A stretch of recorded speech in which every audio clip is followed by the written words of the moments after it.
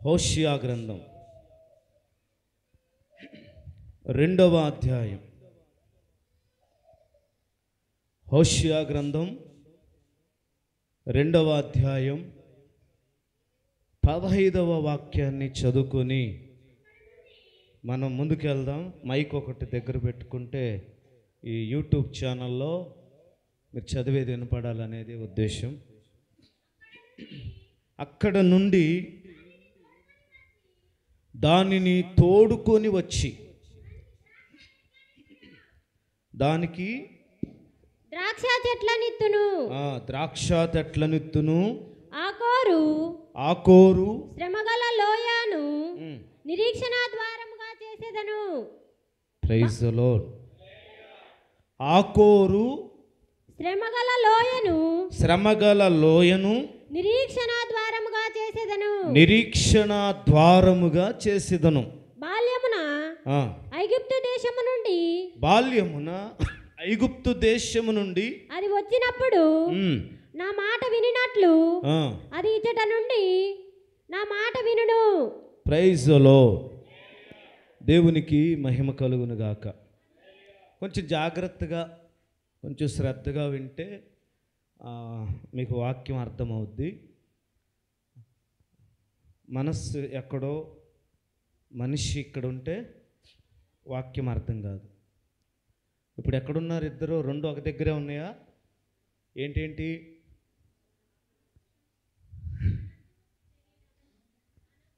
మనస్సు శరీరం రెండు ఒకే దగ్గర ఉండాలి.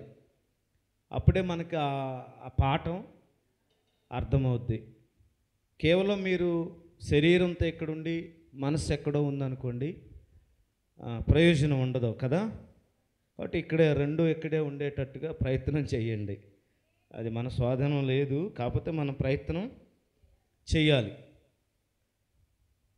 ఆకోరు లోయ ఏంటండి? ఆకోరు లోయ. ఆకోరు లోయ అనగానే ఏం పేరు పెడుతున్నాడు అక్కడ? శ్రమగల లోయ అంటే బాధాకరమైన ఒక స్థలం. ఏ స్థలం? బాధాకరమైన స్థలం.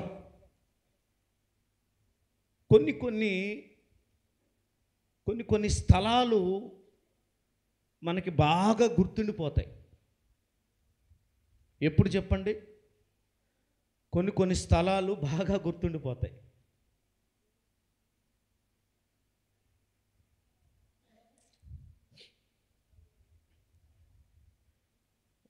మేము ఆ మధ్య 2-3 సార్లు బండిలోంచి పడ్డాము.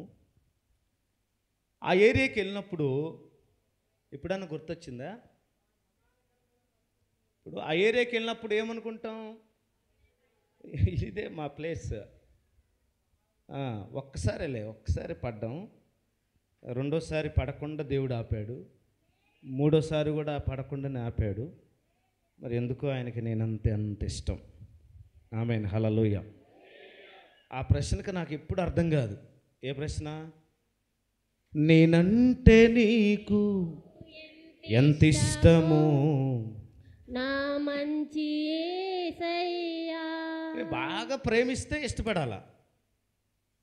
ఎవరిని? దేవుణ్ణి బాగా ప్రేమిస్తే ఇష్టపడాలా. మరి నేను బాగా ప్రేమించను, అయినా కూడా ఆయనకి అస్సలు మితిలేని ప్రేమ నా పైన. మరి మీ పైన ఉందంటే గట్టిగా అల్లులు చెప్పొచ్చు. అన్న మా పైన కూడా సేమ్ ఉందంటే చెప్పొచ్చు. మనం సేమ్ టు యూ అనే సందర్భం ఎప్పుడెప్పుడు చెప్తాం? చెప్పండి. క్రిస్మస్, న్యూ ఇయర్ కొన్ని ఉంటాయి కదా. నిన్న ఒక పాస్టర్ గారు దబక్కన వందనాలు అయ్యగారు అంటే సేమ్ టు యూ అన్నాడు. ఏమన్నాడు? అది కొంచెం ఇంగ్లీష్ మాట్లాడతారు రాకపోయినా. మధ్య ఎక్కువ పాస్టర్లతో తిరుగుతున్నాంలండి, ఏమనుకోమాకండి. సందర్భాన్ని బట్టి మాట్లాడతాను, చులకన చేయాలని కాదు, కానీ కొన్ని మనం ఆలోచన చేయటానికి. ఆమేన్. అందరు ఏడే ఉన్నారా? ప్రశాంతంగా ఉన్నారా? మంచి వాతావరణం. ఒక గంట లేట్ అయినా పర్లేదన్న అన్న వాళ్ళు గట్టిగా అల్లులు చెప్పండి. బాగానే చెప్పారుగా. ఇప్పుడు చెప్పారు మళ్ళీ బయటికి వెళ్ళేటోడు అనుకుంటారా? అలాగేం లేదు. నేను కూడా దాదాపుగా భయమే నాకు. ఏం భయం? Time punctuality. మా ఆత్మీయ తండ్రి నాకు సేవా బుద్ధులు నేర్పిన సేవకుడు ఒకటే నేర్పాడు. దేవుని సన్నిధి విషయంలో టైం పంక్చువాలిటీ ఉండాలి. నువ్వు రావడమైనా పోవడమైనా అది నీ ఇష్టం కాదు, దేవుని చిత్తమై ఉండాలి. ప్రభు పని విషయం నిర్లక్ష్యంగా చేయువాడు శాపగ్రస్తుడు. కాబట్టి మీరు దొరికారు కదా అని గంటల తరబడి చెప్పను. నేను నా టయానికి నేను ముగిస్తా. హల్లెలూయా. కొన్ని స్థలాలు మనకు గుర్తుంటాయి. అవి సంతోషకరమైన స్థలాలైనా బాధాకరమైన స్థలాలైనా. ఆకోరు లోయ అనగా శ్రమగల లోయ, బాధ కలిగిన ఒక స్థలం. అయితే ఆకోరు లోయనట దేవుడు ఏం చేస్తాడట? శ్రమ కలిగిన స్థలాన్ని, బాధ పెట్టిన స్థలాన్ని ఎలా మారుస్తాడంటే నిరీక్షణ ద్వారముగా. హల్లెలూయా చెబుదాం. ఎలాగా? ఏమండి, ఒక స్థలము ఆ సిచ్యువేషన్ ఎలా మారుతుంది? ఎలా దాన్ని మార్చగలుగుతాం?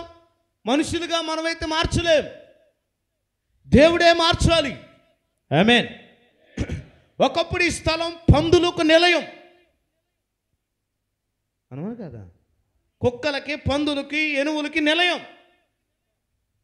చెత్త వేసేవాళ్ళు ఇక్కడ, ఇప్పటికి వేస్తున్నారు అనుకోండి. పక్కన చూడండి ఎంత గలీజు. వాళ్ళ ఇంట్లో అయితే అట్ట పెట్టుకుంటారా? అడిగేవాళ్ళు లేడు కాబట్టి అన్నీ తీసుకొచ్చి వేస్తారు. మళ్ళీ ఏమన్నంటే ఓ వస్తుంది ఒక్కొక్కళ్ళకి 150 మీద. ఏంటిది?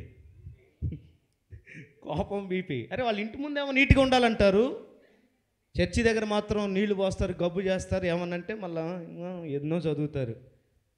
అంటే ఒకప్పుడు ఇది ఒక నిజంగా నివసించే స్థలం కాదు, ఇది వచ్చే స్థలం కాదు, ఇది ముక్కు మూసుకొని వెళ్ళే స్థలం. నరసమ్మకి అక్కడ ఉండేటప్పుడు ఇటు చూడటానికి ఇష్టం ఉండేది కాదు నాకు. అసలు ఇక్కడ ఒక మంచి స్థలం ఉందన్న సంగతి కూడా తెలియదు. కానీ ఇట్లాంటి స్థలమును దేవుడు ఏం చేశాడు? ఈరోజు నిరీక్షణ ద్వారముగా మార్చాడు. అది మనుషులకు అసాధ్యం, దేవునికి సమస్తం సాధ్యం. గట్టిగా చప్పలు కొడదాం. హల్లెలూయా, హల్లెలూయా. ఇంతకీ ఆకోరు లోయ ఏం జరిగింది అక్కడ? ఆకోరు లోయ శ్రమగల లోయ ఎలా అయింది?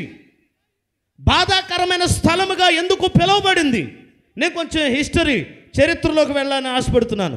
యెహోషువ గ్రంథం 7వ అధ్యాయం 26వ వచనం చదివితే, యెహోషువ, నీ వేల మమ్ములను బాధపరిచితివి, నేడు యెహోవా నిన్ను బాధపరుచుననగా ఇశ్రాయేలీలందరూ వానిని రాళ్లతో చావగొట్టిరి. వాని రాళ్లతో కొట్టిన తర్వాత అగ్ని చేత కాల్చి, ఏంటండి వారి మీదనా? అంటే ఎంతమంది ఉన్నారని అర్థం చెప్పరు. ఆకాననే కదా రాశాడు స్టార్టింగ్లో. ఆమేన్. ఇప్పుడు ఆకాను చేసిన ఆ పనికి, ఆకాను చేసిన ఆ తప్పుకి శిక్ష ఎవరెవరి మీదకి వచ్చింది చూడండి అక్కడ. ఆకానును, కుమారులను, కుమార్తెలను. అయ్య బాబు అయ్యేం పాపం చేసినండి. కుమారులు, కుమార్తెలంటే ఆయనకు రక్త సంబంధం, పుట్టారు కాబట్టి తప్పదు. ఆమేన్. మరి ఎద్దులు, గాడిదలు, జీవాలను కూడా ఏం చేశారు? అంటే ఈడు యజమానిగా ఉండటం వల్ల ఎవరెవరు నష్టపోయారు చెప్పట్లేదు. ఏమండి, ఆకాను అనేవాడు యజమానిగా, తండ్రిగా, కుటుంబ పెద్దగా ఉండటం వల్ల ఒక 100 సంవత్సరాల బ్రతకవలసిన జీవితం ఒక 60 సంవత్సరాలు 70 సంవత్సరాలు బ్రతకవలసిన కుమారులు, కుమార్తెలు, భార్య, ఏమండి అలాగనే నోరు లేని జీవాలు కూడా ఒక్క మనిషి తీసుకున్న నిర్ణయం, ఆమేన్, ఒక మనిషి తీసుకున్న నిర్ణయం ఎంత ప్రమాదకరమైనదో ఈరోజు తేట తెల్లగా పరిశుద్ధాత్మ దేవుడు మీతో మాట్లాడుతున్నాడు. పరధ్యాస పరాలోచన లేకుండా నాకు ఒక 45 నిమిషాల టైం నాకు ఇవ్వండి చాలు. దేవునికి మహిమ కలుగును గాక. ఒక కుటుంబ పెద్దగా తల్లి కావచ్చు, కొడుకు కావచ్చు, తండ్రి కావచ్చు, కూతురు కావచ్చు, తీసుకునే నిర్ణయము ఎంత ప్రమాదకరమైందో నేను చెప్తాను ఈరోజు. ప్రైజ్ ది లార్డ్, హల్లెలూయా. శ్రమగల లోయంట మరలా కొన్ని రోజుల తర్వాత నిరీక్షణ ద్వారం. నేను ఒక టైటిల్ రాశాను దీనికి, పూర్వము శ్రమగల స్థలం, ఇప్పుడు నిరీక్షణ ద్వారం. గట్టిగా చప్పలు కొడదాం. పూర్వము శ్రమగల స్థలం, ఇప్పుడు నిరీక్షణ ద్వారం. వెళ్తే గిల్తే అక్కడికే వెళ్ళాలనేటట్టు చేశాడు దేవుడు. హల్లెలూయా. వెళ్తే గిల్తే అక్కడికే వెళ్ళాలి, మాట్లాడితే గిట్లాడితే వాళ్ళతోనే మాట్లాడాలి, ఉంటే గింటే అక్కడే ఉండాలన్నట్టుగా ఒకప్పుడు శ్రమగల స్థలము, బాధకరమైన స్థలము, మరచిపోలేని ఒక డెడ్ మార్కుగా, ఒక ల్యాండ్ మార్కుగా, ఒక మచ్చగా మిగిలిపోయిన ఆ ఆకోరు లోయ గురించి మాట్లాడుతున్నాడు. దానినట నిరీక్షణ ద్వారముగా దేవుడు చేయబోతున్నాడు. హల్లెలూయా. గట్టిగా చప్పలు కొట్టాలి. ప్రైజ్ ది లార్డ్, ఆమేన్. ఏమండి ఆకాను అనేవాడు చేసినటువంటి ఒక మిస్టేక్ ఏంటయ్యా అంటే, దేవుడు చెప్పాడు మీరు యెరికో పట్టణంలోనికి ప్రవేశిస్తున్నారు, అందులోకి వెళుతున్నారు, మీరు అక్కడ దేనిని ముట్టడానికి, తీసుకోవడానికి, రావడానికి వీలు చెప్పలేదా? అమ్మ చెప్పట్లేదు. చెప్పాడా లేదు దేవుడు? అన్న నాకు తెలియదు, అన్న బ్రదర్ నాకు తెలియదు, అన్న నాకు తెలియదు, ఏదో తెలియక చేశాను, అది ఓకే దేవుడు, ఇట్స్ ఓకే అంటాడు. చెప్పాడు దేవుడు, యెరికోను మీరు జయించటానికి మాత్రమే నీకు ఇస్తాను, కానీ యెరికోలో దేనిది మీరు ముట్టడానికి అది. ఎందుకంటే దేవుడు దాన్ని ఏం చేశాడు? శపించాడు. ఈ ఆకాను అనేవాడు ఏం చేశాడంటే, ఆ యెరికో దాన్ని జయించి వచ్చేటప్పుడు కొన్ని విలువైనవి తెచ్చి తన ఇంట్లో పెట్టుకున్నాడు. బాగా గమనించండి. ఆ పెట్టుకోవటం వల్ల బాగా ఒకటేంటంటే, వాక్యం ఎప్పుడైనా గమనించాల్సింది, దేవుడు చెయ్యొద్దన్నది నువ్వు ఎవడైనా సరే చేయటానికి వీల్లేదండి. హల్లెలూయా. ఎంత గొప్ప ప్రవక్తవైనా, ఎంత చిన్న విశ్వాసమైనా దేవుడు చెయ్యొద్దన్నది చేయకూడదు, అంతే. మరి ఆకాను మంచోడే, యెహోషువ నాయకత్వంలో ఆకానేం చెడ్డోడు కాదు. అతని గురించి ఏమి బ్యాడ్ మచ్చ కానీ ఏం లేదు, అతని గురించి ఒక చెడు ఏం లేదు. అంతకుముందు ఉందా సార్? అంతకుముందు ఏం లేదు, విశ్వాసే, మనకులాగా ఒక విశ్వాస జీవితం కలిగిన వాడే. కానీ అక్కడికి వెళ్ళేసరికి ఏమనిపించింది? ఎప్పుడు చూడని ఆ బంగారం, ఎప్పుడు చూడని ఆ విలువైనవి, ఏమండి ఎప్పుడు చూడని ఓకే నాకు అర్థమైంది.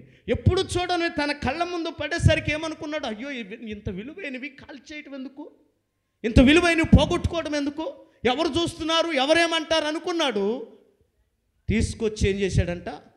వాటి మీద ఆశ కలిగిందండి, తెచ్చి దాచుకున్నాడు. బాగా గమనించాల్సిన విషయం ఏంటంటే, ఒక కుటుంబ పెద్ద, ఒక కుటుంబ యజమానురాలు, ఒక కుటుంబంలో ఉన్న కొడుకు, కూతురు, ఎవరైనా సరే డైరెక్షన్ చేసేవాళ్ళు, నాయకత్వం వహించేవాళ్ళు, నడిపించేవాడు ఒక స్టెప్ తీసుకునేటప్పుడు కొడుకులు ఏం చేస్తున్నారు, కూతుర్లు ఏం చేస్తున్నారు, భార్య ఏం చేస్తుంది? హల్లెలూయా. ఇప్పుడు కొడుకులు ఏం చేయాలి? చెప్పట్లేదు ఎవరో. అబీమెలెకు అని ఒక ఆయన ఉన్నాడు. ఎవరు? అబీమెలెకు అని ఒక ఆయన ఉన్నాడు. ఆయన పేరేంటి? నయోమి భర్త పేరు చెప్పండి. ఎలీమెలెకు. ఈ ఎలీమెలెకు అనే అతను బెత్లెహేము నుండి ఎక్కడికి వస్తున్నాడు? ఏమండి ఎక్కడికి?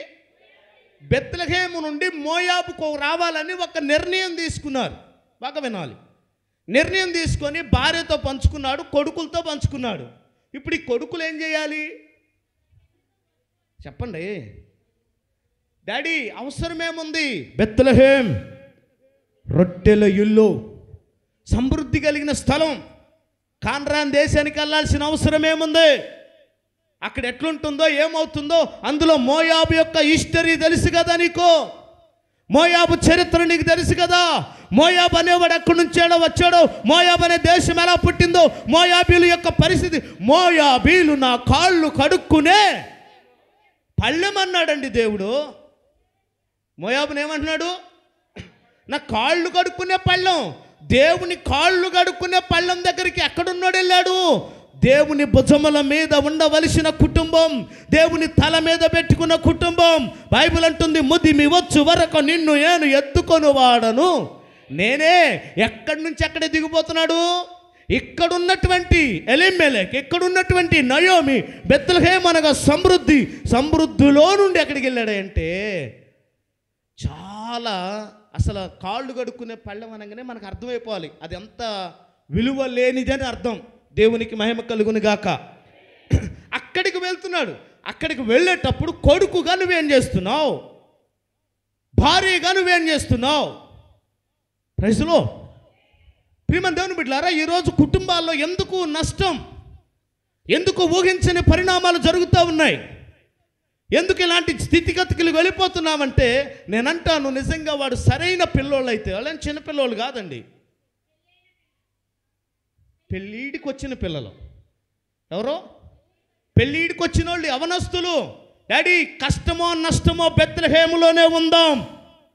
ఒక భార్యగా కష్టమో నష్టమో ఏమండి ఏమన్నా కానీ కరువు వాళ్ళు ఉంటుందో రేపు ఉండదో, దేవుడు అనేవాడు ఉన్నాడు. మన బెత్లెహేములో ఉన్నాం. బెత్లెహేం అనగా సమృద్ధి, రొట్టెలు ఇల్లు. ఒకరోజు లేట్ అయినా, 2 రోజులు లేట్ అయినా దేవుడు ఆశీర్వదిస్తాడు.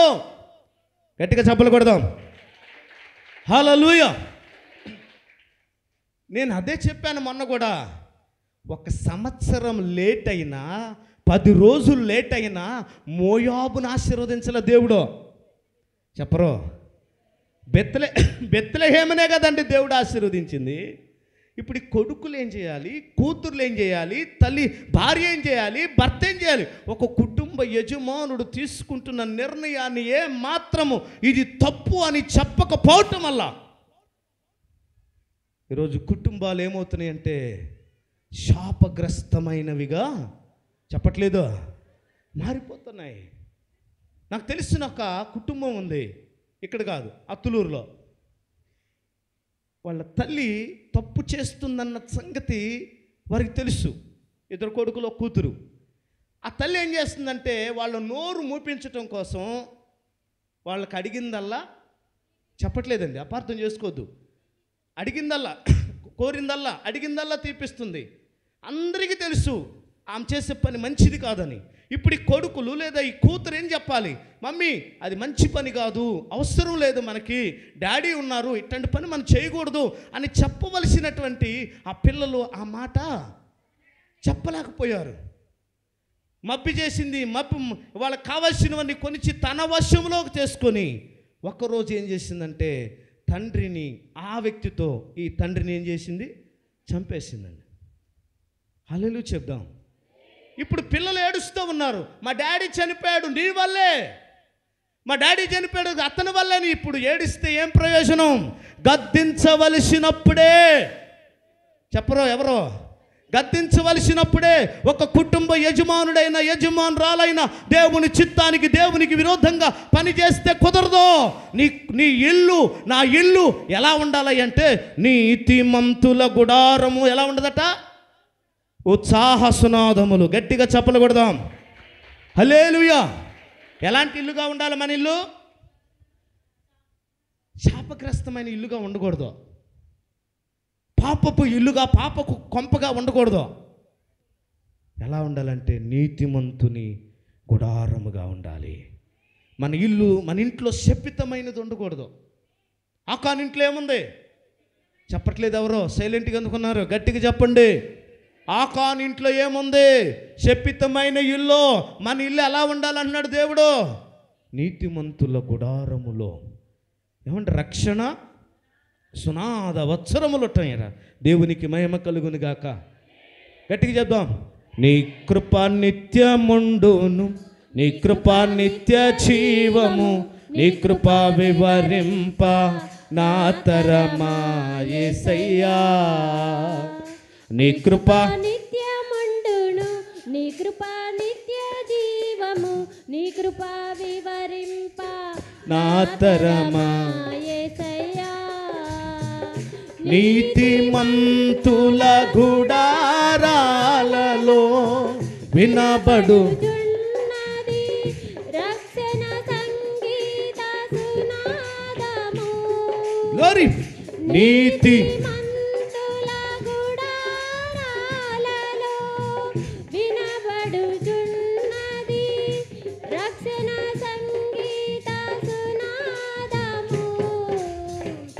నీ కృప నిత్యముండును, నీ కృప నిత్య జీవము, నీ కృప వివరింప నా తరమా యేసయ్యా.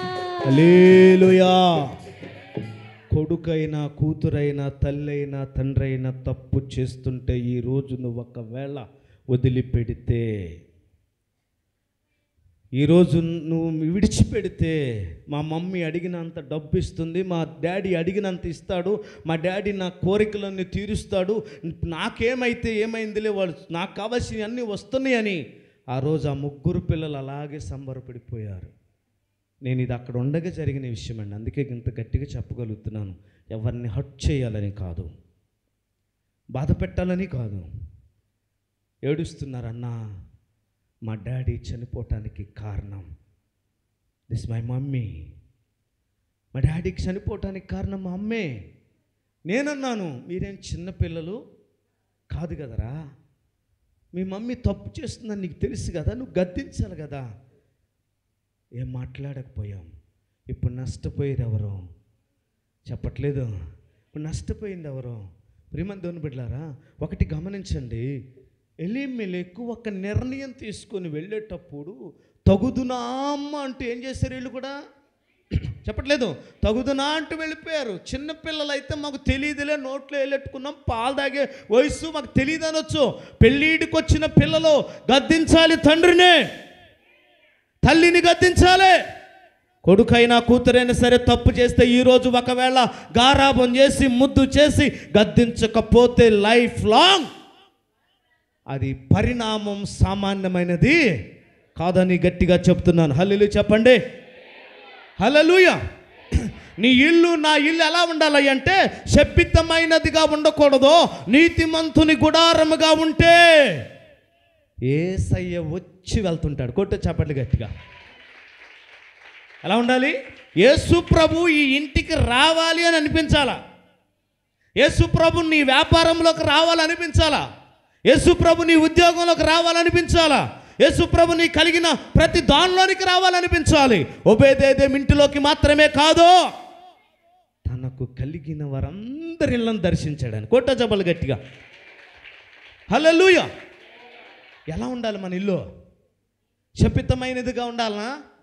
ఉండకూడదు మన ఇంట్లో చెప్పరు ఎవరు గట్టిగా? ఉండకూడదు. దీవెనకరమైన నీతిమంతులు గుడారముగా నువ్వు ఉంటే మరియా మార్తలు ఇంట్లోకి యేసు ప్రభు తరచు ఎలాగా ఆ ఊరికి వచ్చినప్పుడల్లా వచ్చి వెళ్ళేవాడు. లూదియా ఇంటికి అపోస్తలులు వచ్చారు. కొట్ట చప్పట్లు. దేవునికి మహిమ కలుగును గాక. ఎవరింటికి? లూదియా ఇంటికి అపోస్తలులు వస్తూ వచ్చారు. సునేమీరాల ఇంటికి ఎవరు వచ్చారు? ఎలీషా వచ్చాడు. సిమియోన్ ఇంటికి ఎవరు వచ్చారు? పేతురు వచ్చాడు. ఈ మాటలు ఎందుకు చెప్తున్నానంటే మన ఇల్లు దేవుడు వచ్చి వెళ్ళేటట్టుగా ఉండాలి. మన ఇంట్లో ఉండకూడదు ఉందనుకోండి, మనిషి అయితే వస్తాడు, దేవుడు రాడండి. హల్లెలూయా చెప్పరు? ఒకసారి అంటాడు, నేను నీతో రాను, నీ ప్రార్థన వినను, నువ్వు ఏడ్చి తల్లకిందులైనా నేను కనికరించను అంటాడు. భక్తుల్నే. ఎవరినంది? భక్తుల్నేనండి. మీరు ఎంత ఏడ్చినా మీ ప్రార్థన నేను వినను, రాను. మోషేకి డౌట్ వచ్చింది. మోషేకి డౌట్ వచ్చి ఇంతకీ దేవుడు ఉన్నాడంటవా నాతో?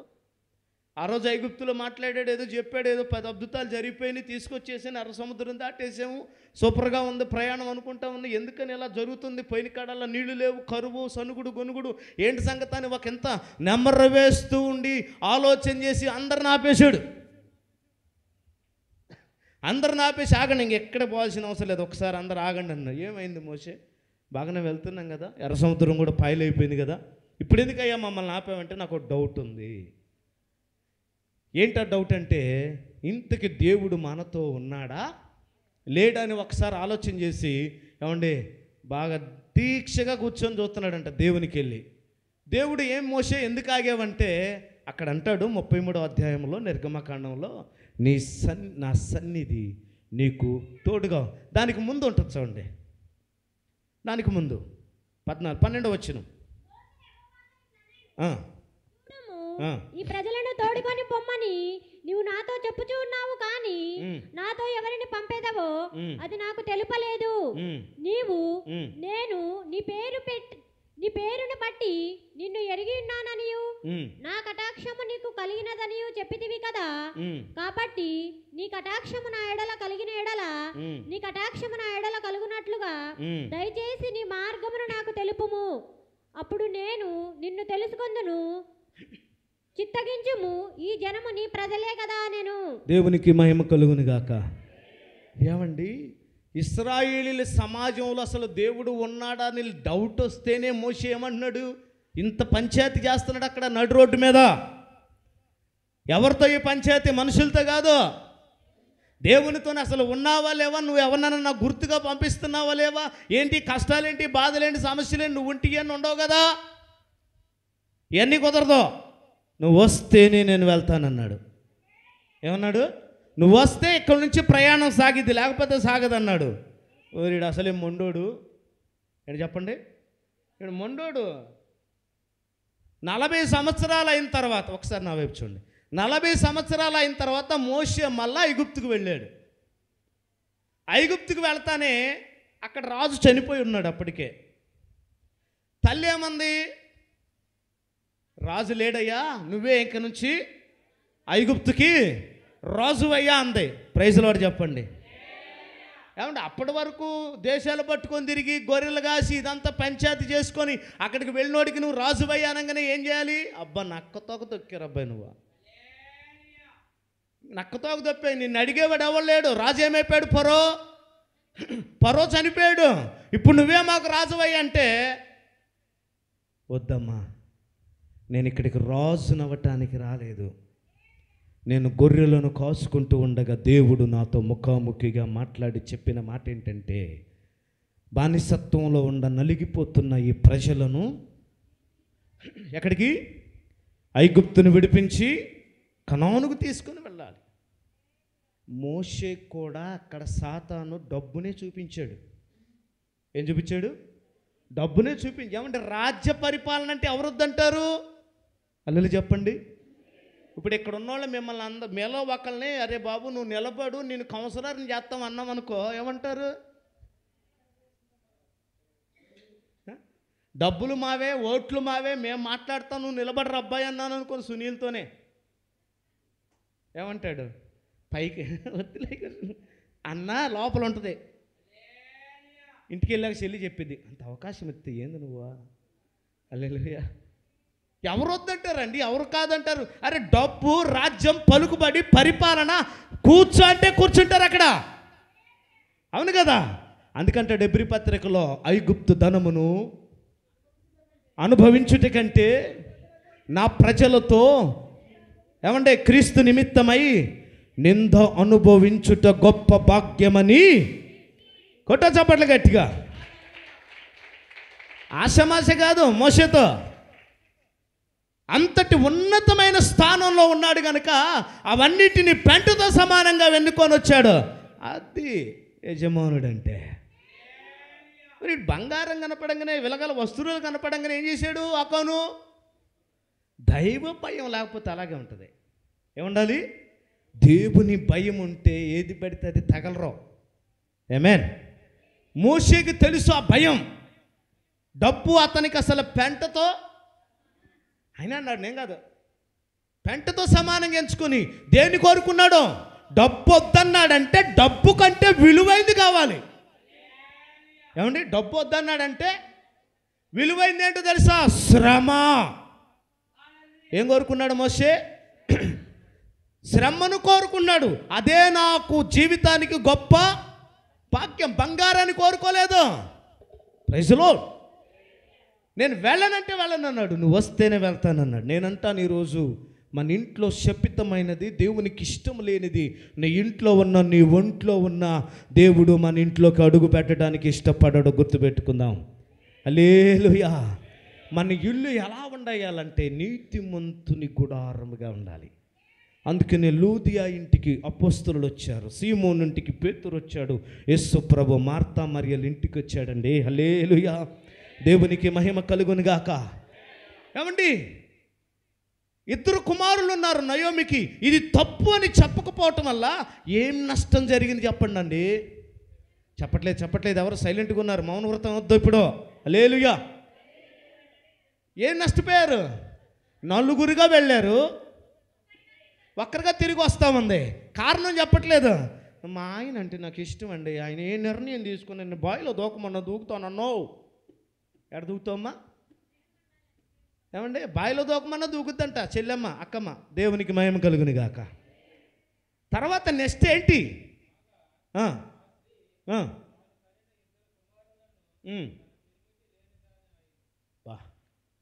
ఒక యజమానుడు తీసుకున్న నిర్ణయం మంచిదో కాదో నువ్వు ఆలోచన చేయాలి. వాక్య అవగాహన కలిగిన విశ్వాసులుగా ఉన్న మీరు, భర్త చెప్పని, భార్య చెప్పని, తల్లి చెప్పని, తండ్రి చెప్పని, తోబుట్టువులు చెప్పని, దేవునికి విరోధంగా, వాక్యానికి విరోధంగా ఉంటే అది నువ్వు చెయ్యకూడదంటే దేవునికి మహిమ కలుగును గాక. ఎవరున్నారన్నా అలాగ ఎవరు చేస్తారన్నా? తల్లిదండ్రులు ఎవరన్నా ఎదురు సమాధానం చెప్తారా? ఎదురు సమాధానం చెప్పటం కాదు, బయటికి వచ్చేసారు. ఎవరో తెలుసా? కోరాహు కుమారులు. కొట్ట చప్పట్లు గట్టిగా. ఎవరు? కోరాహు కుమారులు ఇద్దరు. తండ్రి ఏమో మోషేకి వ్యతిరేకంగా పనిచేస్తున్నాడు, ఇశ్రాయేలీయులు కొంతమందికి వ్యతిరేకంగా పనిచేస్తున్నాడు. 250 మందిని పోగు చేశాడు. మోషేకు విరోధంగా పట్టం కట్టాడు, మోషేకు విరోధంగా మాట్లాడుతున్నాడు. 250 మందిని తీసుకొని మోషేతో పోరాటం చేస్తూ ఉంటే, ఏమంటే కడుపును పుట్టిన కొడుకులకి అర్థమైపోయింది మా నాన్న తీసుకున్న నిర్ణయము. చెప్పట్లేదా? మా నాన్న తీసుకున్న నిర్ణయం మంచిది కాదని ఖండించి ఎవరు వెనకాల నిలబడ్డారు? చెప్పట్లేదు. ఎవరు వెనకాల నిలబడ్డారు? తల్లిదండ్రులు వెనకాల నిలబడతామా, బయటోడు వెనకాల నిలబడతామా? ఇప్పుడు సపోజ్ మీ అమ్మనో, మీ నాన్ననో, మీ అక్కనో, చెల్లినో, భార్యో ఈ మందిరం వద్దు ఇంకొక మందిరాన్ని పోదామంటే ఏమంటావు నువ్వు?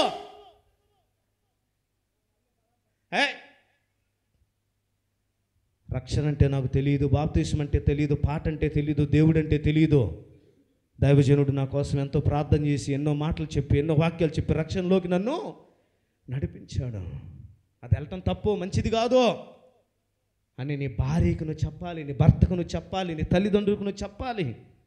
తగుదునమ్మని తల్లిదండ్రులు తీసుకున్న నిర్ణయం, భార్య భర్త తీసుకున్న నిర్ణయం ఇది మంచిదా కాదని ఒకంత ప్రార్థన చేసి దేవుని సన్నిధిలో ఉండగలిగితే ఈరోజు స్థిరపరచబడతారు.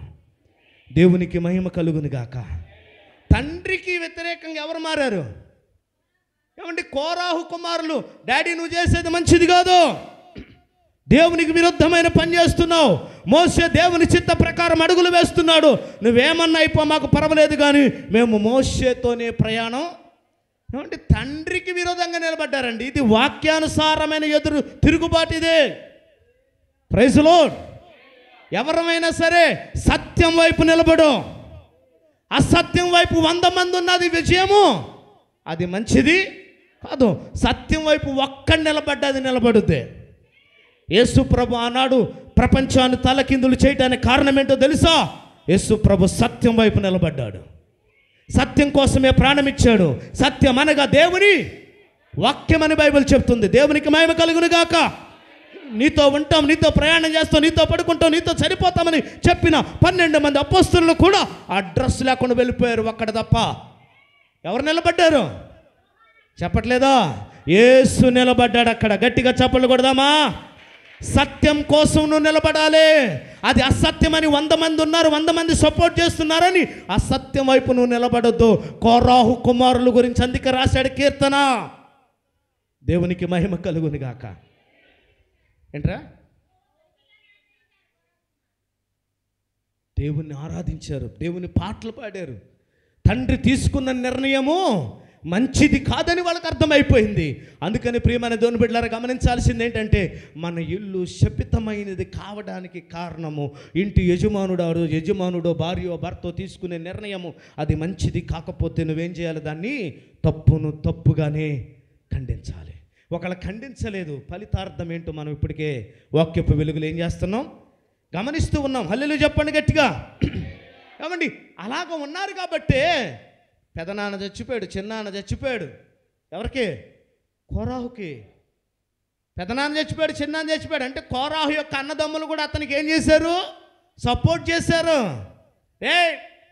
ఇంకంతే, నీకు నాకు సంబంధం లేదో, నువ్వు ఆ మోసే వెనకాలబడి పోతున్నావు, ఇంకంతే, నీకే ఆధిపత్యం ఉండదు, నీకు ఎటువంటి పలుకుబడి ఉండదు, నీకు ఎటువంటిది ఏది ఎవడైనా నువ్వు ఆయన వెనకాల తిరగొద్దు, నువ్వు వస్తారా, నువ్వు నా కొడుకువి, నా పిల్లలు మీరు అని వాళ్ళు ఎన్ని మాటలు చెప్పినా వాళ్ళు ఒకటే చెప్పారు, మోషే దేవుని చిత్త ప్రకారం పరిచర్య చేస్తున్నాడు, దేవుని అడుగుల ప్రకారం వేస్తున్నాడు, నువ్వు చేసేది తప్పు అని చెప్పి మోషే పక్షాన వచ్చి నిలబడ్డ కోరాహు కుమారులు 10 కాలాలు బ్రతికి బట్టగట్టారు. చప్పలు కొడదాం గట్టిగా.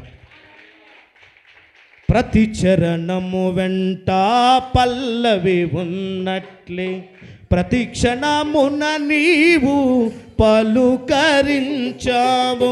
ప్రతి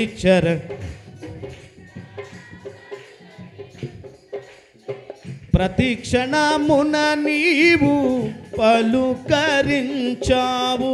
ప్రతికూలమైన పరిస్థితులన్నీయు కనుమరుగైపోయేనే. ప్రతికూల పరిస్థితులన్నీయు కనుమరుగైపోయేనే. నీ కృప, నీ కృప, నీ కృప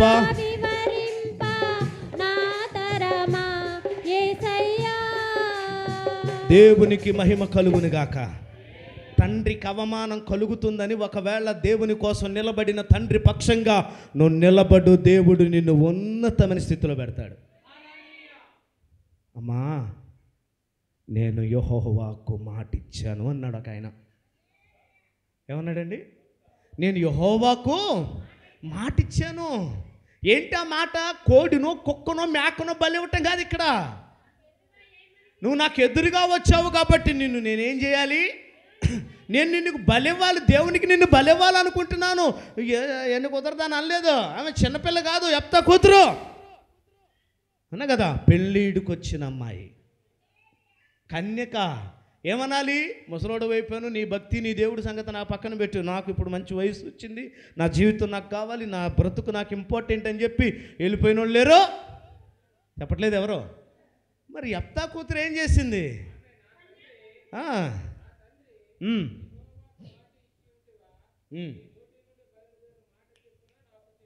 హల్లెలూయా చెప్పండి, కొట్టండి చెప్పండి గట్టిగా. నేను చెప్పే సువార్త ఏంటంటే, దేవుని కోసం, వాక్యం కోసం ఒకవేళ నువ్వు ఒక్కడివే నిలబడ్డా కూడా దేవుడు నీ పక్కన ఒకరు నిలబడతాడు. నా ఇంట్లో జరిగింది అదే. మా నాన్న, మా కుటుంబీకులందరూ నామకార్థ క్రైస్తవులండి. మా అమ్మ మాత్రమే భక్తి పొర్రాలు, మంచి ప్రార్థన పొర్రాలు, మంచి పాటలు పాడిద్ది. ప్రియమందవుని బిడ్డలారా, నేను దేవుని నమ్ముకొని దేవుని సన్నిధికి వస్తున్నప్పుడు, మందిరానికి వస్తున్నప్పుడు ఎవ్వరూ మాకు యాక్సెప్ట్ చేయలేదు, సపోర్ట్ చేయలేదు. మా నాన్న అన్నాడు, నీకు దేవుడు కావాలని వెళ్తున్నావు, మళ్ళా ఇంటి వైపు కూడా తిరిగి చూడొద్దు, నువ్వు వచ్చినా నీకు అన్నం పెట్టను నేను అన్నాడు. ఆ రోజు నేను మా నాన్న తీసుకున్న నిర్ణయం మంచిదని ఒకవేళ నిలబడి ఉంటే ఈరోజు మా అన్నలాగా నేను కూడా ఒక తాగుబోతుండే చనిపోయేవాడిని. నేను నా తమ్ముడు ఇంకొకడు ఉన్నాడు తాగుబోతాడు, వాడు రేపో మాపు అన్నట్టుగా ఉన్నాడు, వాడికిలాగా నేను అయిపోయేవాడిని. నా తండ్రి తీసుకున్న నిర్ణయం సరైనది కాదని ఆ రోజు నా కుటుంబీకులందరి పక్షంగా నేను నా దేవుని కోసం నిలబడితే ఈరోజు నా ఫ్యామిలీలో దేవుడు నన్ను ఎక్కడుంచాడంటే అక్కడ పెట్టాడు తీసుకొచ్చి. దేవునికి మహిమ. గట్టిగా కొట్టాలి, గట్టిగా చప్పలు కొట్టాలి. హల్లెలూయా. నేను అదే అంటాను, సత్యం కోసం నిలబడేటప్పుడు ఒకవేళ నువ్వు ఒక్కదానివే అయినా పర్వాలా, ఒక్కడవే అయినా పర్వాలా, నీ పక్షాన వేవేల దేవదూతలు దిగి వస్తాయి. హల్లెలూయా చెప్పండి. అందుకంటాడు, శ్రమ గల లోయను నిరీక్షణ ద్వారముగా మారుస్తాను. హల్లెలూయా. ఏమండి, అబ్రహాము తీసుకున్న నిర్ణయం ఏంటండి? చెప్పట్లేదు ఎవరు? అబ్రహాం ఏంటి నిర్ణయం? ఒక్కగానొక్క కొడుకు. ఏం చేయాలి? ఒక్కగానొక్క కొడుకుంటే మన చక్కగా ఇంజనీరింగ్ చదివించి హైదరాబాద్లో, సికింద్రాబాద్లో, అమెరికాలో, మా ఊరు కదని చెప్పలేదు అంతే. ఏమండి, అది చదివించి ఇది చదివించి ఉన్నతంగా పెట్టాలని ఉండదా కొడుకులకు? తల్లిదండ్రులకు ఆశ తప్పైతే కాదు నేను అనేది. బలిస్తున్నాడండి. ఇస్సాకేం చిన్నపిల్లాడు కాదు అండి. ఇస్సాకేం చిన్నపిల్లాడు కాదు. 40 సంవత్సరాలు వచ్చేంత వరకు బాల్యపు దశగానే మార్చబడింది పాత నిబంధన గ్రంథం. 40 సంవత్సరాలు దాటిన వాడిని యవ్వనస్తుడిగా పరిగణించారు. దేవునికి మహిమ కలుగును గాక. అంటే చిన్నపిల్లాడు కాదు, బలికి అర్పించవలసిన కట్టెలను మోసుకొచ్చినోడు. నానా, నువ్వు ముసలోడు వైపు, నీ దేవుడు నీతో కదా మాట్లాడింది, నాతో కాదు కదా అనలేదు. ఎవరో ఏడే ఉన్నారా? ఒంటి గట్టిగా, ఇంకొద్ది గట్టిగా. బలి ఇవ్వమని చెప్పింది ఎవరితో? ఇస్సాకు సంబంధం ఉందా? శారాకు సంబంధం ఉందా? నాతో మాట్లాడితేనే వస్తా, లేకపోతే నిరాన్నాన్ని పిలవాలి. నిరాన్ని పెళ్ళికి అనరు. ఏడన్నా చెప్పట్లే ఎవరు? ఇంట్లో ఇద్దరికి చెప్పాల్సి వస్తుంది. ఇప్పుడు ఏది చెప్పినా అల్లెలు చెప్పండి. నువ్వు మా ఆయనకి చెప్పావు, నాకు చెప్పలే, నేను రాను పో అంటారు. మా ఆవిడికి చెప్పావు, నాకు చెప్పలే. నేను బోర్డు పెట్టుకుని రావాలి, ఇంటిళ్ళ పోదలందరూ 2 బోర్డు తగిలిచ్చి రావాలి. అల్లెలు చెప్పండి. ఇప్పుడు ఇస్సాకు ఏం చేయాలి? నీ దేవుడు, నీ ఇష్టం, నీ దర్శనం, నాకేమీ చెప్పలేదు కదా, నీతో కదా మాట్లాడింది. నీ వాగ్దానానికి, నీ ప్రమాణానికి నీ దేవుడు నీతో మాట్లాడితే నిండు యవన వయసులో నన్ను ఎందుకు చంపుతున్నారు ముసలోడు అనలేదా? అల్లెలు చెప్పరు. నా తండ్రి తీసుకున్న నిర్ణయం వెనకాల మర్మం ఉందన్నాడు. నా తండ్రి ఏది అనుకుంటే అది చేయని, అంతే. Praise Lord. ఈరోజు ఏమంటున్నాం మనం కొడుకులుగా? ఎవడు కనమన్నాడు, ఎవరు పెళ్లి చేయమన్నారు అంటలేదండి. ఎవరు ఏం భయపడలేదు, తిట్టుకుంటున్నారా? నేను ఇంతే చెప్తానండి వాక్యం. అనగనగా ఒక రాజుగారు 7 కొడుకులు, 7 ఎట్లా పడ్డారు? 7 చేపలు తెచ్చారు. ఒక చేప అండింది, చెప్పరా? 6 చేపలు అండి, ఒక చేప ఎండలేదు. గడ్డిపూస అడ్డం వచ్చింది. గడ్డిపూస ఎందుకు అడ్డం వచ్చావు? ఆవు మేయలేదు. ఆవు నువ్వు ఎందుకు మేయలేదు? ఎలా చెప్తే మీకు భలేగా ఉంటుంది వాక్యం. అల్లులు చెప్పరా? ఎలా చెప్పడానికైతే షాలో మందిరంలో దొరకదు ఇలాంటి వాక్యం. షాలో మందిరంలో దొరికేది ఏంటంటే ఏ రోజుకు ఆ రోజు పరిపూర్ణమైన వాక్యమే. గట్టిగా చప్పలు కొడదాం. ఓ మారాలి, నువ్వు సరి చేసుకోవాలి, ప్రభు రాకడ కొరకు సిద్ధంగా ఉండాలి. దేవునికి మహిమ కలుగును గాక. పొడి పొడి పొడి పొడి మాటలతోనే వచ్చారు. యేసుప్రభు వెనకాల బడి ఒకరోజు గట్టి మాట తగిలింది, వెళ్ళిపోయారు. ఏ మాటలతో వచ్చారు? పొడి పొడి పొడి పొడి మాటలు చెప్తుంటే సూపర్గా, అబ్బా యేసుప్రభు గొప్పడండి బాబు, అడిగినప్పుడల్లా రొట్టెలో, అడిగినప్పుడల్లా మంచిగా అది అని చెప్పుకున్నారు. యాడికి పోతున్నారు అబ్బా అంటే, మీటింగ్ పోతున్నా. ఏది అక్కడంటే విశేషం రొట్టెలో. హల్లెలూయా చెప్పట్లేదు. ఏముందరా యేసుప్రభు వెనకాల? రొట్టెలో చేపలు కూడా. అల్లులు చెప్పరు. రొట్టెలో చేపలు. ఇంకా కుదిరితే దయ్యం పట్టిన వాళ్ళు పరిగెత్తుతున్నారు, కుష్టివాది కలిగిన వాడు బాగుపడుతున్నాడు. ఇంటికాడు ఉంటే ఇవన్నీ ఆడ కనబడతాయి. అందుకే యేసుప్రభు వెనకాల పోతున్నాం అన్నారు. ఒకరోజు గట్టి వాక్యం తగిలింది చెంప మీద. చెప్పట్లేదు. గట్టి వాక్యం తగిలింది తగలటం తినేవా ఇప్పుడు ఆడిగిపోయినవారు అంటే ఆయన మంచిగా చెప్పట్లేదా? హల్లెలూయా. ఏంటేంటో చెప్తున్నాడు. మరి నిన్నటిదా బాగుందన్నావు కదమ్మా కృపరాజు అన్న వాక్యం, మరి ఇప్పుడేం రాగం? 18 సంవత్సరాలు ఇదే వాక్యం అండి. చెప్పరు ఎవరు? ఏమన్నా ఉందా మార్పు? ఇదే వాక్యం కదా 18 సంవత్సరాలు. నేను మారలేదు, మీరు మారుతున్నారు అంతే. అల్లులు చెప్పరు. నేను అంటాను, ఒక మంచి నిర్ణయం తీసుకున్నాడని ఇస్సాకుకు తెలిసి మరణం అవ్వడానికి సమ్మతించాడు ఇస్సాకు. దేవునికి మహిమ కలుగునుగాక. నేనంటాను, నువ్వు తీసుకునే నిర్ణయం నీతోనే ఆగిపోదనేది గుర్తుపెట్టుకో. ఎవరితో? నీతోనే ఆగిపోదు. ఒకవేళ నువ్వు మంచి నిర్ణయం తీసుకుంటే నీ ఇల్లు పూలబాటగానే మారుద్ది, నీ కుటుంబం దీవెనకరంగానే ఉంటుంది. ఎంతోమంది తల్లులు ఎక్కడున్నారు? పూర్వకాలం గత జీవితంలో భర్త కొడుతున్నా, కుటుంబీకులు వెలివేసిన యేసే దేవుడిని నిలబడి ఈరోజు కుటుంబంతో దేవుని సన్నిధిలో ఉన్న వాళ్ళు ఇక్కడ ఉన్నారు. నేను గట్టిగా చెప్పగలను ఈ మాట. హల్లెలూయా. ఎందుకంటే కుటుంబానికి కులానికి అతీతంగా యేసు ప్రభువును నమ్మి ఈరోజు ఉన్నతంగా దీవించబడిన కుటుంబాలు ఇక్కడ ఉన్నారు. ఆ రోజు నువ్వు తీసుకున్న నిర్ణయము సరైనదే. స్తోత్రం చెప్పాలి. మీకు అర్థం కావట్లేదండి. భార్యే కదా, భర్తే కదా అని చెప్పి నువ్వు ఎలా సైలెంట్గా ఉంటావు? పిలాతు భార్య ఒక లెటర్ పంపించింది. ఒకసారి అల్లు చెప్పండి. అదే పెళ్లి కాడ కూర్చున్నారు, బాగా మంచి కూర్చొని గట్టిగా చెప్పండి, ఇంకా గట్టిగా చెప్పండి. పిలాతు భార్య లెటర్ పంపించింది. ఎవరికి? భార్య రాజుకి లెటర్ పంపించింది. ఆ లెటర్లో ఏముందో తెలుసా? అతడు నీతిమంతుడు. ఎవరు చెప్తున్నారు? నోరు మూసుకో, బోగులు కడుక్కోపో, ఇల్లు తుడుచుకోపో. నువ్వు నాకు చెప్పేంత దానివా? నేను రాజుని. అల్లు చెప్పాలి, నేను రాజుని. అసలు ఆమె రాసిన వర్డ్స్ ఎలా ఉంటాయో తెలుసు? అక్కడ చదవండి సార్. అమ్మా అక్కడ చదవనండి సిస్టర్, మీరు చదవండి. ఇందాక చదివింది.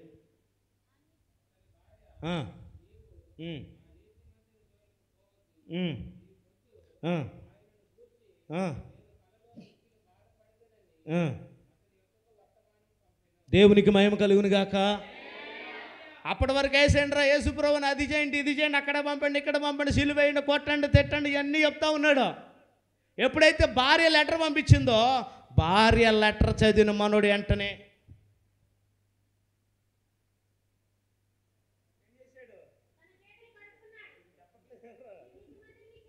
ఏం చేశాడు? ఎక్కడి నుంచి వచ్చింది లెటరు? ఎవరికైనా భయపడంగానే బయట ఇంట్లో హోమ్ మినిస్టర్కి ఎవడైనా భయపడాల్సిందే. ఎవరికి? ఇంట్లో ఉన్న హోమ్ మినిస్టర్ ఎవరు? మీరైనా చెప్పండి, మీ గురించే చెప్పేది. ఇప్పుడు ఇంట్లో ఉన్న హోమ్ మినిస్టర్ ఎవరు? నాతో బాగా మాట్లాడుతున్నాడు ఒక పాస్టర్ గారు. ఫోన్ వచ్చింది, కచ్చలాడిపోతున్నాడు. పక్కకి వెళ్ళి హలో ఏడన్నా అంటుంది అక్క. పాస్టర్ గారు మీటింగ్ ఎంతసేపు? ఇప్పుడు టైం ఎంత అయింది? తొందరగా ఇంటికంటే పక్కకి వెళ్ళి మాట్లాడుతున్నాడు. ఏం సంగతి అన్నాను. హోమ్ మినిస్టర్ అన్నాడు. హల్లెలూయా. ఎవరు ఫోను? Home minister. ఎవడని భయపడాల్సిందే. అక్కడ పిలాతు భార్య చెప్పిన దాంట్లో వాస్తవం, లేకపోతే పిలాతు భయపడే రకం కాదు. ఏమండి? రాజు రాణి మాట వింటాడా సాధారణంగా? చెప్పరు మీరు. చరిత్ర తెలిసిన వాళ్ళు చెప్పాలా? ఎనరో వస్తీ మాట విన్నాడు రాజు. తీసి అవతల పడేసి, నువ్వు నా ఉన్నా లేకపోయినా ఒకటే అరణ్యంలో వదిలేసి రమ్మన్నాడు. అల్లు చెప్పాలి. అక్కడ ఎవరి గురించి సర్టిఫై చేస్తుంది, ఎవరి గురించి లెటర్ రాసిందంటే, నువ్వు తొందరపడి యేసుని శిక్ష విధించేవు, జాగ్రత్త. అతడు నీతిమంతుడు, భర్తేగా రాజేగా. నేను చెప్తే నన్ను చంపేస్తాడేమో, సరసాలేత ప్రాణం పైన పర్లా. యేసు కోసం నిలబడింది ఆ రోజు పిలాతు భార్య. కొట్టొచ్చు అప్పట్లో. సంఘం కోసం నిలబడాలి, సేవకుని కోసం నిలబడాలి. అవసరమైన రోజు అల్లెలు చెప్పండి. ఏం చేయాలి? నిలబడాల్సి వస్తే నిలబడాలండి. పారిపోయే రకాలుగా ఉండకూడదు. చంపేస్తాడని తెలుసు. చావటానికి కూడా ఎవరి కోసం ఇష్టపడిందామే? యేసు కోసం నిలబడిందామే. అతడు నీతిమంతుడు. నువ్వు అతన్ని శిక్షించడానికి నాకు దర్శనంలో చూసినా, నాకు సినిమా కనపడింది. రాత్రి సినిమా చూశాను. హల్లెలూయా. ఇదొకటే పెట్టారు యూట్యూబ్లో. బిట్టు కట్ చేసి రాత్రి సినిమా చూశాను అన్నదే చెప్పుకుంటారు మనోళ్ళు. హల్లెలూయా చెప్పరు. కొన్ని వీడియోస్లో ఏదో సందర్భాన్ని చెప్తారు కదా, దాన్నే పట్టుకొని పెడతారు. ఇది ఇట్ట మాట్లాడని. సినిమా అంటే సినిమా కాదు, దర్శనం, ఒక కళ. నువ్వు చెప్తే నీ భర్త వింటాడు అని చెప్పి పిలాతు భార్య దర్శనం చూసి అతనిని తొందరపడి నువ్వు చేసుకోవద్దు, కొట్టొద్దు, శిక్షించొద్దు, లేకపోతే ఏది పడితే అది చేయొద్దు, అతడు నీతిమంతుడు అనగానే చేతులు కడుక్కొని అంటాడు, నా వల్ల కాదు, ఇన్ని అక్కడికి తీసిపోండి.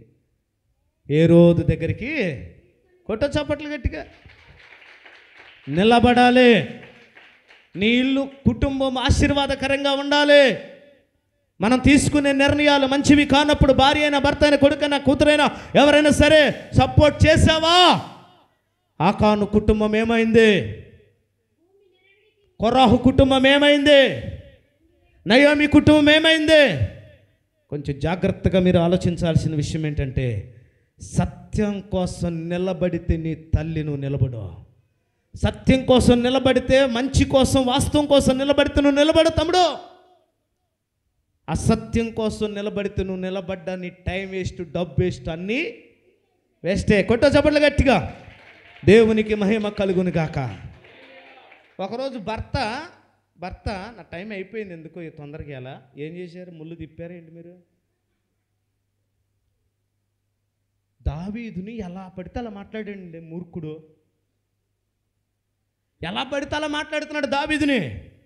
దావీదేమో యోగక్షేమాలు కనుక్కొని రారని చెప్పి మనిషి అతని క్షేమం కోసం, కుటుంబ క్షేమం కోసం సమాచారం పంపిస్తే అతని గురించి ఎలా పడితే అలాగా మాట్లాడాడు. ఎవరో? నాబాలు. ఎవరో? నాబాలు మోటువాడని రాయబడింది, మూర్ఖుడని రాయబడింది. అల్లలు చెప్పరు. మన భర్తలు అందరూ మంచిగానే ఉండరు. ఉంటారు, మూర్ఖులు ఉంటారు, చదువులేనోడు ఉంటాడు, మోటుగాడు ఉంటాడు, అన్నీ తెలిసి నాకు నీకేం తెలియదు నోరు మూసుకునే వాళ్ళు కూడా చెప్పరు, ఉంటారు. అయినా సరే నువ్వు ఎలా ఉండాలి? జ్ఞానం కలిగిన స్త్రీ. సామెతల గ్రంథంలోకి వెళ్ళాలనిపించింది, వెళ్ళరు మీరు.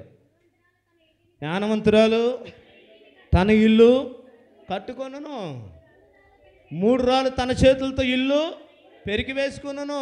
భర్తే కదా, పర్లేదులే, దావీదుని తిట్టాడు కదా, నాకెందుకని అనుకోలేదు. ఏం చేసింది అబిగాయేలు? పరిగెత్తుకొని పరుగున వెళ్ళే ముందు ఏం చేసింది? దావీదును కూల్ చేయడానికి, దావీదుని మంచి మనసులోకి తీసుకురావడానికి, అతని కోపాన్ని తగ్గించడానికి కొన్ని విలువైన బహుమతులు మూట కట్టించుకొని, ఏమాత్రం లేటు చేయొద్దురా బాబా, మీ యజమానుడు మొరటోడు, మోటుగాడు, వాడికి అసలు మంచి చెడు తెలియదు, ఎలా పడితే అలాగా మాట్లాడతాడు. అతని వల్ల ఏమవుతుందో తెలుసా? దావీదు ఎలా వస్తున్నాడో తెలుసా? నాబాలు ఇంట్లో మగవాడు అనేవాడిని లేకుండా చెయ్యాలని వస్తున్నాడు దావీదు. స్టోరీ మీకు అదే, గట్టిగా అల్లులు చెప్దాం. మగవాడు అనేవాడు లేకుండా చంపేయని చెప్పి మనిషి చాలా ఆవేశంగా వస్తున్నాడు దావీదు.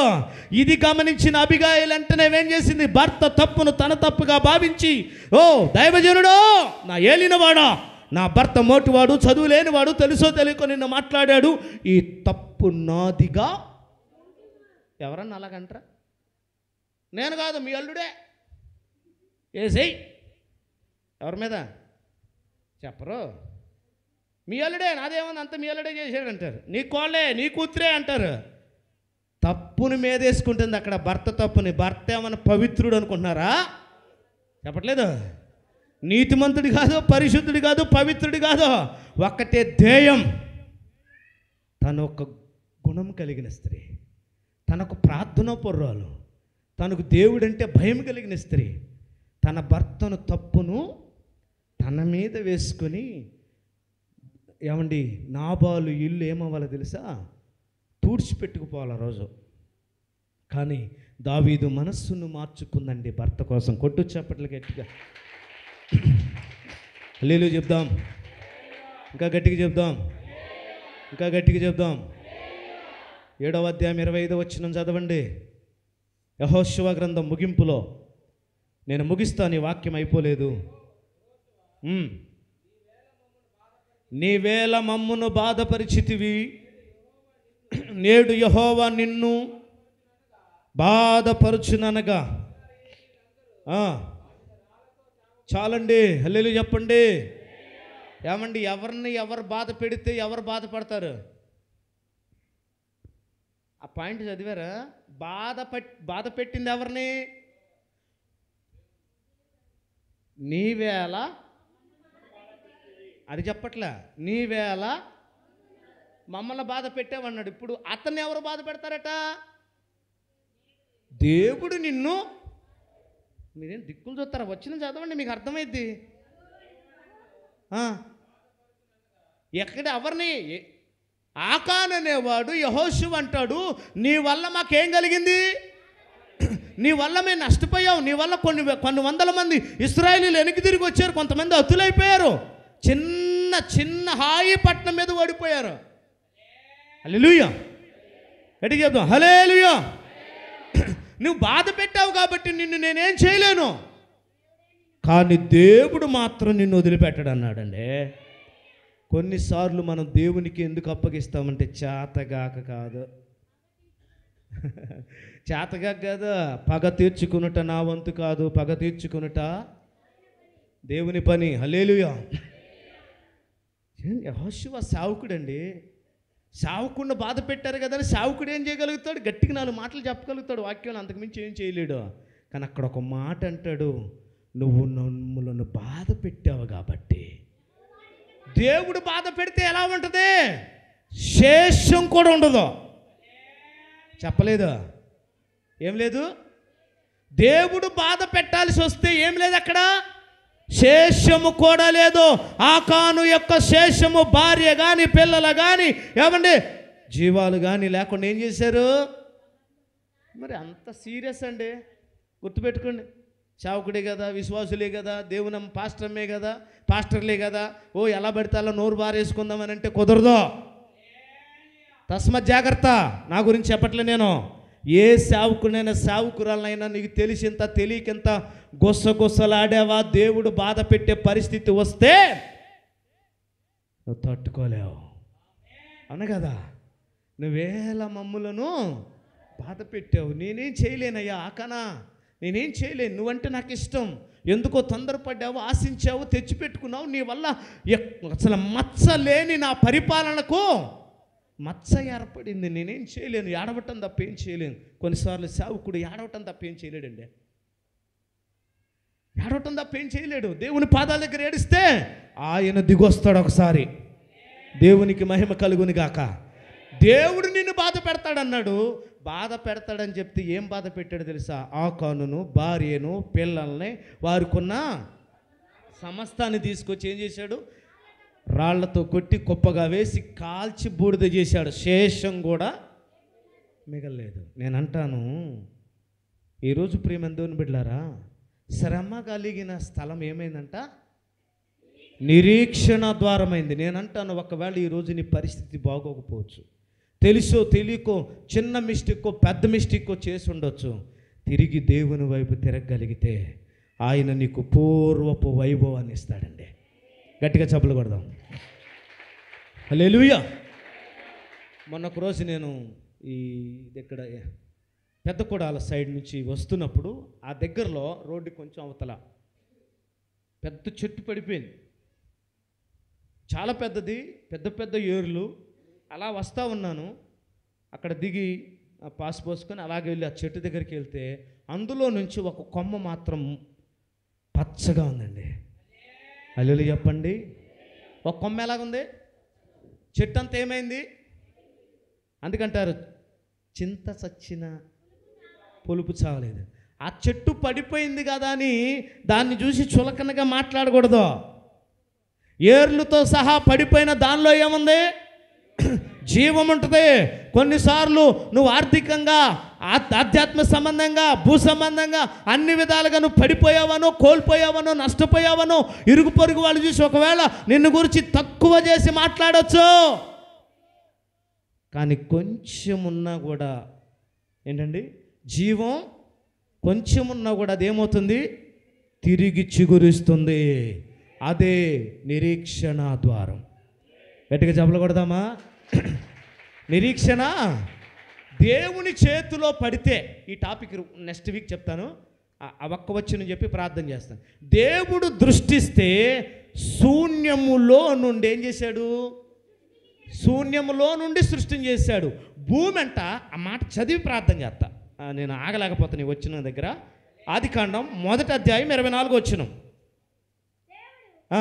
ఆదికాండం 1వ అధ్యాయం 24వ వచనం. అదే నేను చదువుతా అన్నట్టున్నారు మీరు. వాటి జాతి ప్రకారము, అది డీజే అంటే